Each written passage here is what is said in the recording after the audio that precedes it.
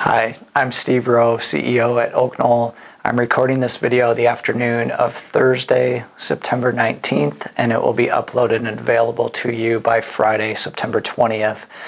I want to start by apologizing for my voice. I'm going to do the best I can. I don't know what happened. It may be a result of yelling a little bit too much at the football game last Saturday. I'm trying to resolve myself to be a better fan and not yell at all, but I was a little bit frustrated at halftime of the last football game, and I know I did a little bit of yelling, and it might be catching up with me. So it's either that or I spent pretty much all day on Monday talking with various people, but one of the two has kind of put a damper on my voice. So we will get through this. We do continue to have a handful of COVID cases throughout Oaknoll. Our last resident in the health center came out of isolation yesterday, so we don't have anybody in the health center currently or in assisted living or even in independent living that is COVID positive right now, at least that I'm aware of. We do have still a couple of staff members who are out of work right now because of positive COVID tests, so we're hopeful that one of them can return late this week and the other one by early next week and be done talking about COVID for a while, but it just seems to continue to be with us. For those of you who signed up for the COVID and flu vaccine clinics, that will be happening tomorrow. By the time you watch this message, it might be too late, but if you watch it tomorrow morning, this is a reminder that they will be starting in the health center tomorrow morning, and then from 12 to noon, they will be in the Hayden Community Room at the main campus, and then from 3 to 4 over at the Oaknoll East campus. If you didn't sign up by last Friday, it's too late. They won't have a shot for you. So if you didn't sign up, please don't come because they won't have a supply for you. But if you did sign up, those are the times that they will be in various parts of Oaknoll. Also, please remember to bring your Medicare card because the pharmacy will need that to complete their billing process.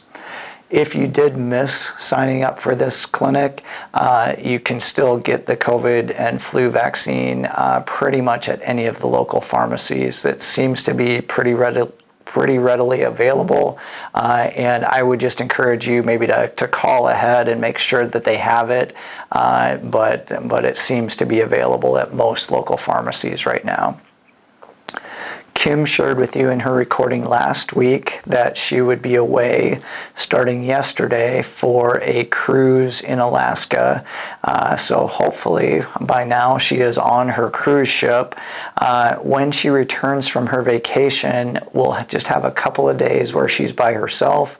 And then Amber, our new Director of Health Services, will be starting on October 1st. We've intentionally scheduled and planned for some overlap between Kim kind of winding down and Amber ramping up with her responsibilities so that transfer of information can happen between Kim and Amber.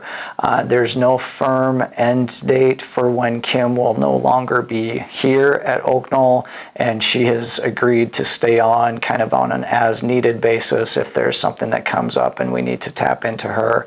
But hopefully by about mid-October, she's really scaled back and gotten Amber up to speed.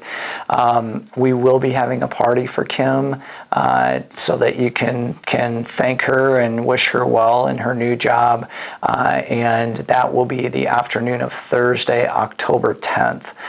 So I just encourage you to mark your calendars if you are planning to be at Kim's party. More details will come later as we get a little bit closer to that date, but the afternoon of Thursday, October 10th, we will celebrate Kim and all that she's accomplished here at Oaknoll. The small house nursing home construction project is slowly rising up out of the ground. I've been sending Kim Herring, who puts these videos together, pictures as DCI sends them to me. So we'll share some pictures as I'm talking here.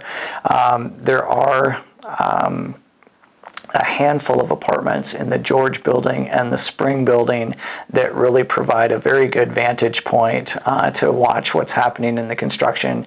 But for the rest of us, we can't really see very well what's happening over there because of the fence and the screening and the fact that most of the work so far has been below ground. But they are slightly above ground now, and hopefully these pictures will give you some idea of kind of what they have been doing over the last few weeks in the foundation for this building. I still don't have any new information on the ACT property to share with you. I checked in with the developer yesterday just to ask if there was any progress. What I'm waiting for is renovation cost estimates from the construction firm that he typically uses for this type of renovation project. So once I get that, I'll be able to keep working on our financial model. But it's like I only know right now the purchase price of the land and the buildings. I don't know the estimated renovation cost for converting those buildings into new apartments. And that's a pretty critical piece of information for us to figure out the financial modeling. So hopefully within the next week, he indicated that we should get something and we can keep moving that project forward. To that end, on Monday, and part of why my voice may be the way it is I spent most of Monday talking with a gentleman. His name is Brad Straub, and he is a consultant with Greystone. And what I had reached out to him about was asking for assistance with the financial modeling and kind of that independent third-party verification of the financial projections for any project that we would go to the banks and ask for money to finance the projects.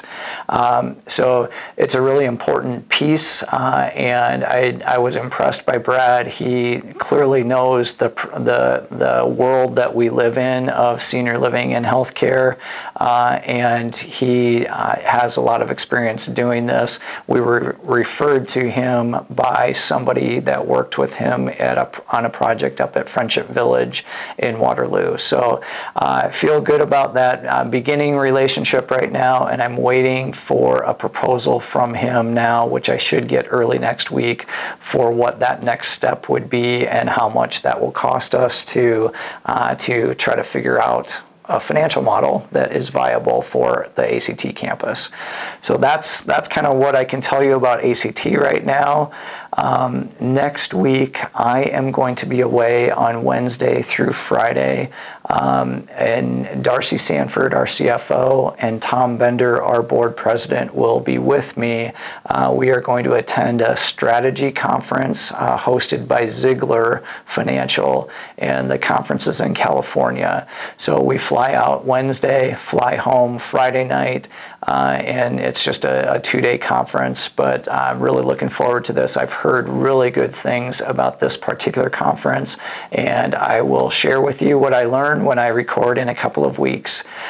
With Kim being away and me being away late next week, we don't know for sure who will be recording the video next week, but I have something in the works, and we hope that that will work out. So there's a message for you next week. That's all I have for you today. I hope you're all doing well, and I will see you again in 2 weeks.